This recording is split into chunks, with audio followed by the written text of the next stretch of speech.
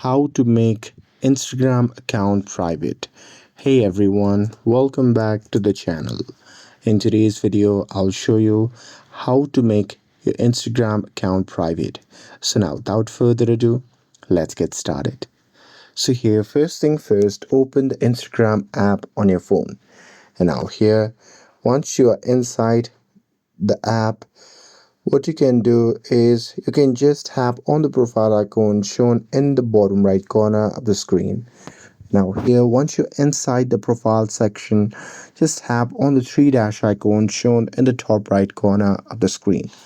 And now here, once you're inside the settings section, you can simply scroll down and here you'll see the option labeled as account privacy. So here you can just tap on it. And now here on the next page, you'll see the option labeled as private account. So here you can simply toggle on that option.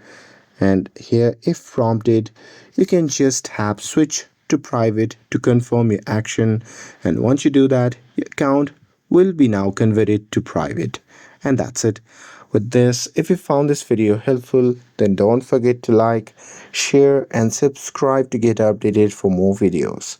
Thanks for watching, and I'll see you in the next video.